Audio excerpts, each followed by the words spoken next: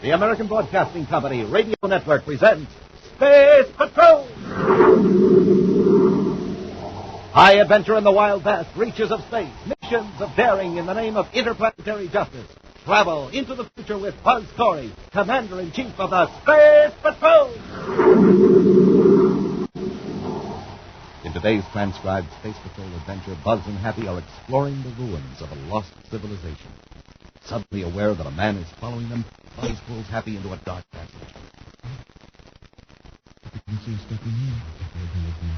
You can't see us in this dark passage. He'll be found in here. Remember, look. The big stone at the entrance. It's moving. He knows we're in here. No man in the universe could move that stone. Waste. Not from this universe. He sealed us in. We're trapped. We'll be back in a moment with today's exciting Space Patrol story, The Crown of Dargeeda. Korean children don't cry. It's a strange thing. Thousands upon thousands of them have been orphaned, cut completely adrift by the war. You see them in every large city, asleep on sidewalks, in alleys, under bridges, or wandering aimlessly around the street. Perhaps they're too hungry to cry, or too hopeless, with a terrible childish cynicism. Sight of their bewildered faces, their huddled, ragged figures like little old men and women, is something no one who has seen it can ever forget. There's a chance for you to restore a measure of faith to these forlorn children of Korea. A chance to restore their power to cry. A $10 care parcel will not only help feed one of these children for a month, it may also give him back his youth. Send your order now to CARE, 660 First Avenue, New York 16, or to your local CARE office. And now today's Space Patrol adventure, The Crown of Dargeeda. The patient in room 399 of the Special Confinement Ward in the Terra Hospital is causing great concern to Commander Corey. Captured after a violent struggle at the Terra spaceport, he has failed to respond to expert treatment. Although conscious and able to talk, he has refused to reveal his identity or the reason for his attempt to steal a spaceship. Now, in his central office at headquarters, Buzz examines the medical report that Happy has just handed him. Well, the blood sample doesn't fall into any known classification. We really have got a mystery here. Yes, it's a case where our crime lab may be able to help the doctors. I'll call the identification section and see if they've matched his photograph with fingerprints. He must have a record. If he wasn't trying to hide something, he'd have told us who he was. ID section. This is Commander Corey. You have a report on the subject in Bulletin 413-H. I see. And you have no matching photograph in the file. How about fingerprints? You must have. You're certain? All right. Hurry up. I confess, his fingerprints aren't in the file. There's the map. Happy he has no fingerprints. Huh? But it's impossible. His prints are as smooth as smooth. No loops, spirals, or scales. Person might have been wearing plastic gloves. Captain Rockets, the guy's a total mystery. We've got to give him a brainograph test right away and call the hospital. I don't quite get it, sir. What do you mean he's not as big a mystery? Hold it, Hap. Operator, this is Commander Corey at Space Patrol Headquarters. Put me through to Superintendent Mannheim. This is urgent. Hap. Yes, sir? Contact the security lab. Tell them to set up the brain... Dr. Mannheim? Commander Corey. I've got a theory about our patient in room 399. I think he's from another solar system. That would explain his behavior and also the trouble you've had in treating... Oh, all right, Doctor. Go ahead. What? When did this happen? Oh, how is Dr. Kentner? Well, keep the guard at 399. I'll be right over. Corey out. Happy the patient asleep. What? The nurse found Dr. Kentner lying dazed on the floor, covered with a sheet. The patient had taken the doctor's clothes. So how did he get past the guard? He didn't. The bars in the window were ripped out. Captain Rocket. I'll alert the spaceport. Then we'll get over to the hospital. Behind locked doors in a small apartment in another part of Terra, a man sits before a spacephone transmitter, beaming a signal toward a remote part of space. Agent Orkan calling Chardu of Dargeeda. Agent Orkan calling Chardu of Dargeeda. Mr. Chardu, why are you late in reporting, Orkan? I met with a slight accident, Chardu. I was captured and confined to a hospital. Fortunately, I was able to escape. About the town. Have you located it? The jeweled town of Dargeeda is hidden on the third natural planet of the solar system, a planet called Earth. My ancestors lost the rule of Dargeeda 1,000 years ago when the crown was stolen. For 10 centuries we have been outcasts, under the control of despots. The return of the crown will mean that I will become emperor of all Dargeeda. So much at stake. I cannot risk failure. I won't fail. Very well, Parker. Continue your search.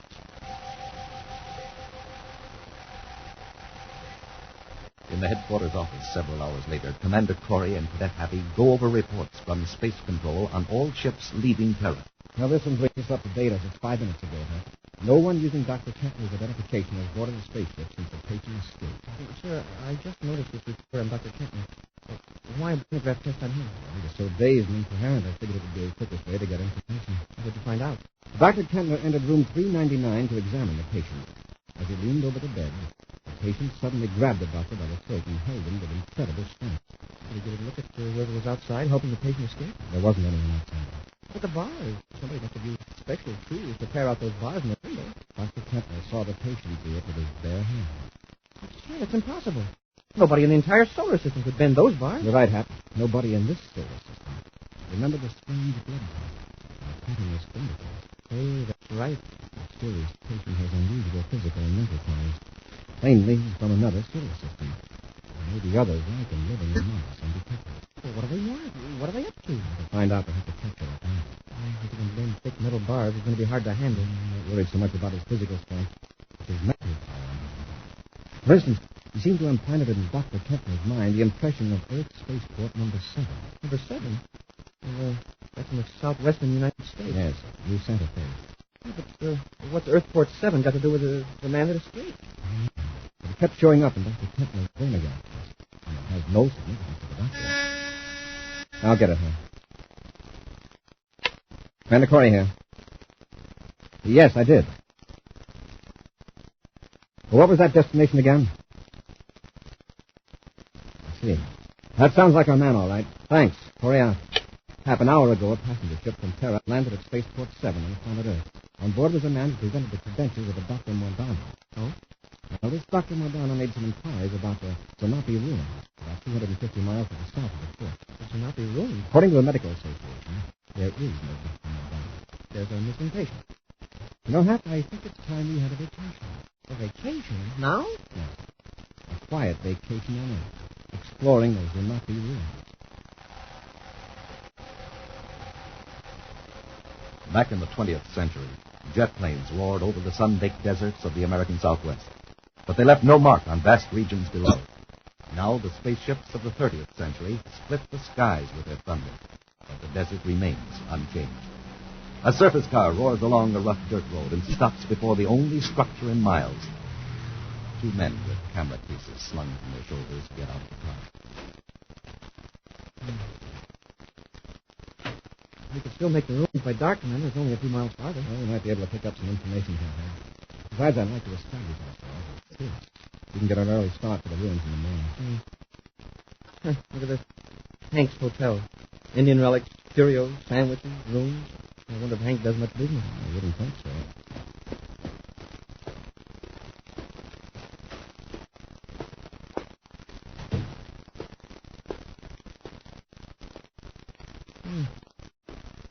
Howdy, folks. Something I can do for you? We were just passing by, and we thought we'd stop in. Well, I'm mighty glad to see you. Don't get many business this time of year. Well, when is your busy season? Well, I've been here for 10 years. I don't reckon I ever did have what you'd rightly call a busy season. Oh, that's too bad. Oh, no, it ain't. I like it that way. Gives a man time to think. Fact is, I'm tired.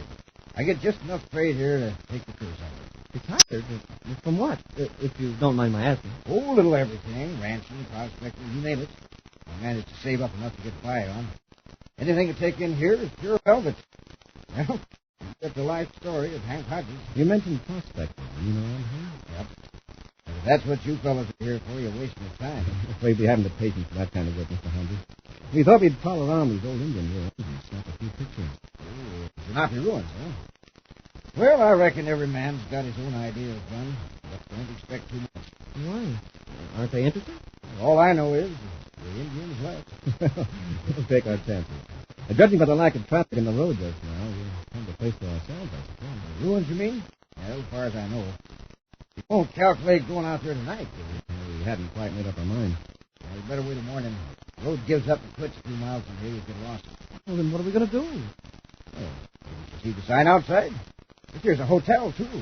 Ain't as fancy as those places up at New Santa Fe, but you'll be comfortable. Sounds like a good idea. We'll take you up on that offer, Mr. Hunter. Now you're talking. And just call me. We'll get our gear out of the car. Come on. Yes, sir. I'll be out to help you in a jiffy. Just remembered I got some coffee cooking on the stove in the back room. All right, Mr. Hodges.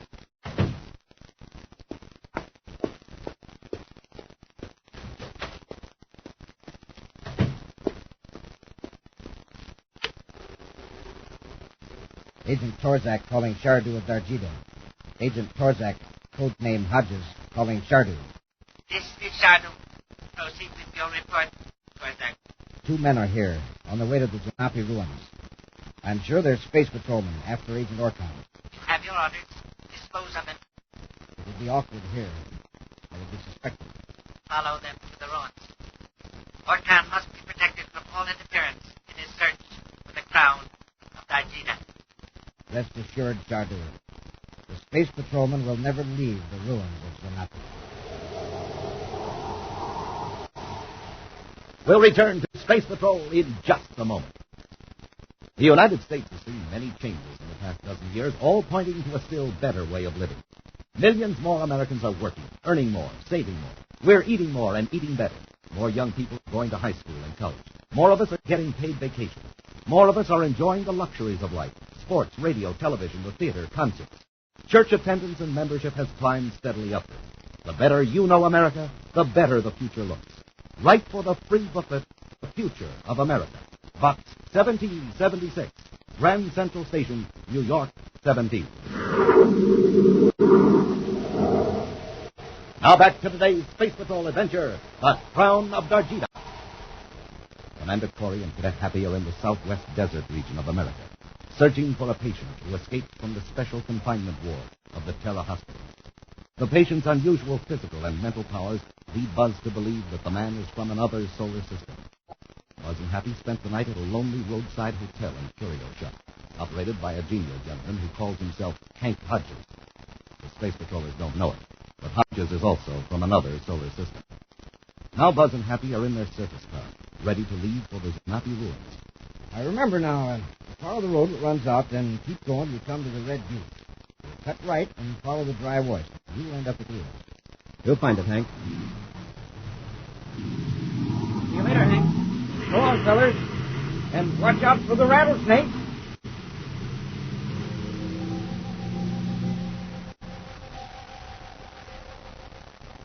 The surface car, designed for rough terrain, moves easily across the desert, through rocky arroyos and deep sand. Following Hank Hodges' directions, Buzz and Happy wind along the bank of a dry riverbed for several miles. Then Buzz suddenly plunges down the sloping side of a ravine and brings the car to a stop under overhanging brush. We'll cover the rest of the way on foot, Hank. It's only a couple of miles to the ruins. Yes, sir. On foot, we'll have a better chance of taking fake Dr. Modano by surprise. Let's see. We'll need the cameras, canteens, and our guns. And keep the guns concealed, Hank. And bring 2 Atomo lights to keep at the bottom of the ground.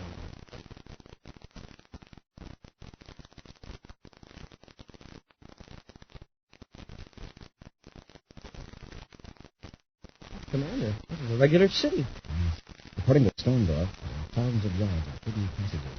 Sterndorf? Who's he? An archaeologist who did some exploring here a few years ago. You tell him? Pat, get behind this door. You see me? Better get out of sight. Almost cleaned up at that big stop. Severe earthquake here at one time. Keep that sky also on top of the building. Why had nobody get in? That's where a couple of towns. Sky past this getting near the passage. So it's clear.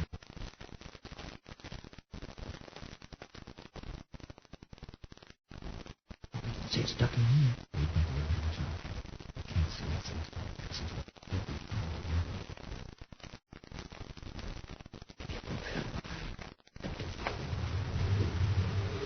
Commander, the big stone at the entrance, it's moving. He knows we're in here. But no man in the universe could move that speed. Waste time. He's not from this universe. The seal is in. We're trapped. Just one end is sealed. There may be another. Switch on your atomo light. Let's find out. Yes, sir. Okay, come on.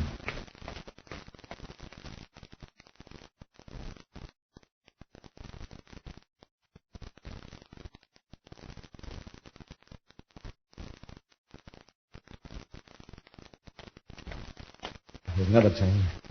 Let's hope this time it pays off. Oh, it's a dead end. Oh, my gosh. Take it easy. It's just a statue.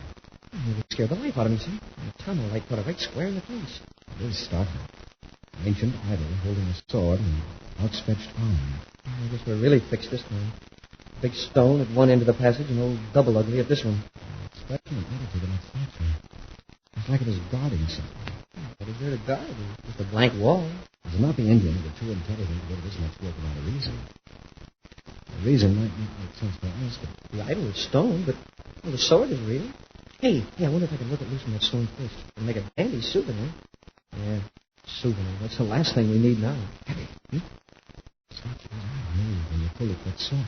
I guess old double ugly is falling apart from me. Smoking rockets, what's happening? Part of the wall is swinging back. You found the way out of the passage. You know, I figured that statue must have a purpose. There wouldn't be any sense of it just standing here. Same goes for us. Come on, through that door. Stop. Turn that way. I saw another man up ahead. Very beautiful still. There's someone else here.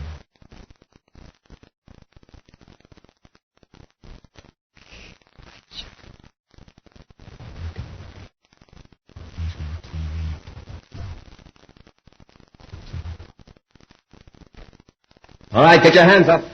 It's him, Commander, the escaped patient. Yes, Commander Corey. I hardly expected to see you. We wanted it to be a surprise. I'm glad to see that you've recovered. Now, if you lead us out of here, we'll take you back to Terra. And why to Terra? For attempting to steal a spaceship, assaulting a guard, and Dr. Kettner, and for impersonating a physician. And just how do you know I am not a physician? I'd also like to go into the matter of why you're in the solar system in the first place. You have figured that out, have you? I suppose my tearing out the bars of the hospital window gave you a clue. Yeah, and rolling that big rock in front of the passage. Rock? What rock? Oh, well, maybe a butterfly landed on it and tipped it off balance. Oh, the rock. And there is no use pretending anymore, I suppose. My name is Orkan. I am from the planet in the Antares system. Planet Dargeeda. I suppose there are others among us than Dargeeda. I am not at liberty to answer that. The brainograph will tell us. Gentlemen, you might as well put down those puny weapons. Stay where you are, Orkan. One more step and you will be sound asleep from a charge of cosmic rays. You will find that you are unable to pull the trigger tonight. All right. He's right. It's just a trick of concentration, gentlemen. We of Dargeeda have the ability to control our minds. This self-mastery gives us power over less disciplined races such as yourself. We call it sight force. Why didn't you use it on the guard at the spaceport? It was taken by surprise. It takes a few seconds of relaxation and concentration to build it up. Fortunately, before the guard, I didn't even have time to build up my reserve of physical energy. And we never would have captured me. But the strength of yours isn't natural. It is an acquired skill. On Dargeeda, we begin training as very small children. We have centuries of knowledge and technique behind us. Now, I want some information. I came here to find a jeweled crown. It was stolen from Dargeeda centuries ago and hidden here in the Zunati ruins.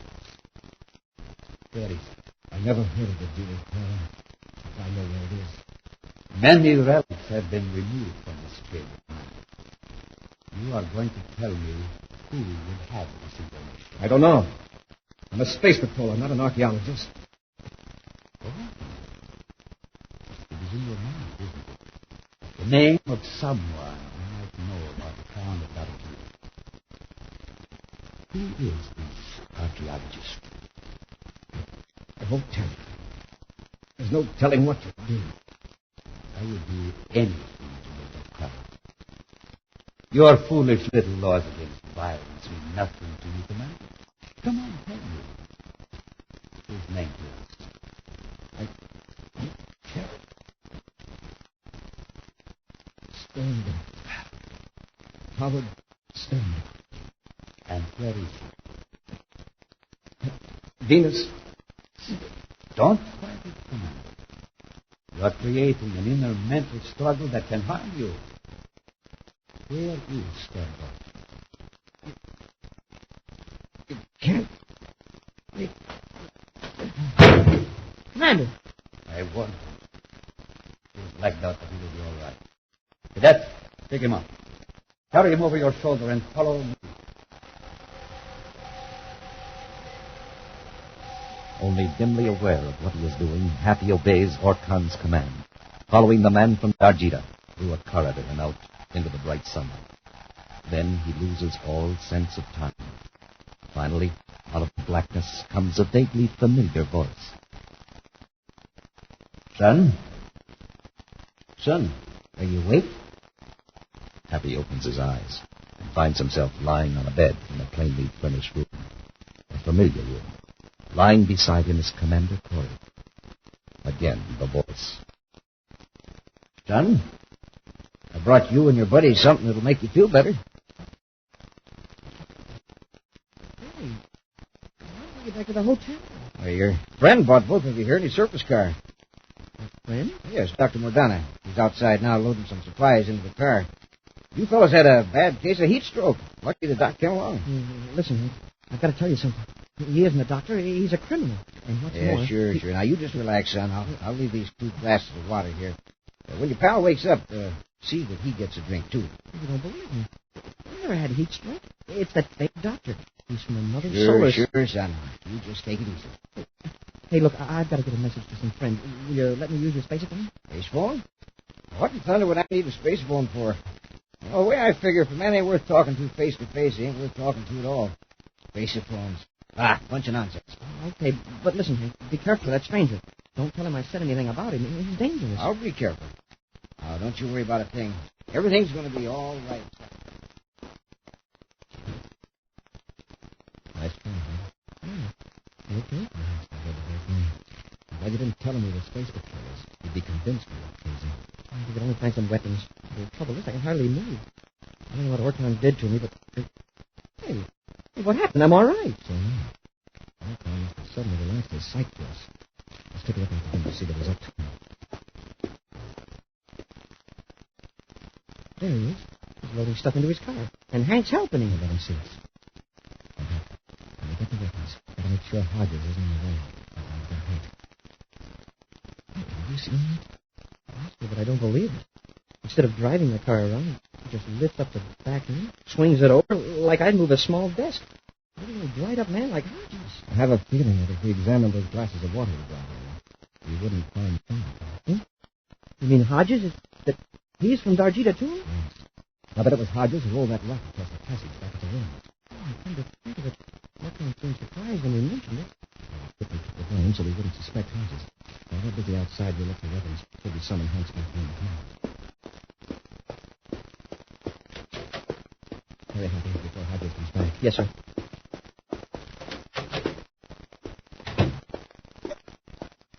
Smoking rockets, a spacer phone. And he said he didn't have one. What place was it? Happy, look around for weapons. I'll contact Terra headquarters and have them more in Sterndorf at Venus City University. No, I hear someone coming. Okay, I'll just go. I just know Hodges keeps his distance. Hodges isn't hungry right now.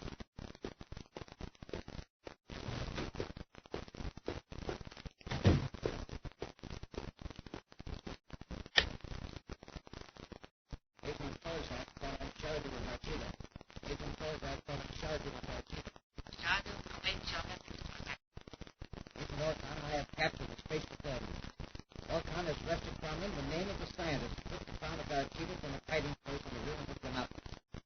Space patrollers are now in a deep sleep. I gave them some medical advice. Where is the town now? Somewhere on Venus. Orkan has left with a spaceship. I will obtain more exact information from the space patroller. Relay it to Orkan. Soon, Shardu, you will be be wearing the crown as Emperor of Dargeeda. Excellent. Keep me informed of all developments. Yes, Sergeant. I'll get him, Hap. Nice work, Commander. On your feet.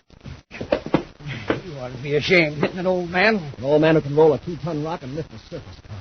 Not as old as you pretend. You better tie him up, Commander. But what'll hold him? Give him a glass of water, Hap. One of the glasses he wanted us to drink. Now, fellas, you got me all wrong. Oh, you can stop acting now, Hodges. The curtain's gone down on your little scene. When we're sure you're under control, we're going after your pal, Orko.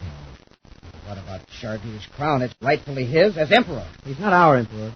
And if he doesn't respect our laws, well, he's just going to have to rule bareheaded. And I hope he catches cold. We'll have a preview of next week's exciting Space Patrol adventure in just a moment. Young men, today's Army can prepare you for success. It can help you to a better future with valuable job training, opportunities for travel, and the chance to show your ability as a leader. The Army now offers training in over 30 career fields, in everything from auto mechanics to guided missiles and electronics. Here you can learn a trade which will pay you well for the rest of your life. And of course, you'll be paid while you learn. And you'll get a 30-day leave with pay every year. So serve your country and yourself in the new United States Army. See your local Army recruiter today. He's listed in the phone book. Now a preview of next week's exciting Space Patrol adventure. Buzz and Happy are aboard the Terrifier, approaching the planet Venus. We're on vector for Venus City atmosphere shell, sir. Fine, Hap. What our velocity? Yes, sir. That's straight. Controls won't respond. There's a warning from Space Control. Decelerate quick. I can't, sir. Nothing happened. By changing vector. The controls are frozen. Someone sabotaged the ship. Orcon. Open up if we don't do something quick. The ship will crash right into the heart of Venus City. Be with us next week for the thrilling Space Patrol story, The Shadow of Shardu. Space Patrol, created by Mike Moser, starring Ed Kemmer as Commander Corey and Lynn Osborne as Cadet Happy, was written by Lou Houston, produced and directed by Larry Robertson, executive producer Helen Moser. Other players were Tom McKee, Norm Jolly, and Ken Mayer. Lee Zimmer speaking. This program is broadcast to our armed forces overseas through the worldwide facilities of the Armed Forces Radio Service. Space Patrol came to you transcribed from Hollywood. This is ABC Radio Network.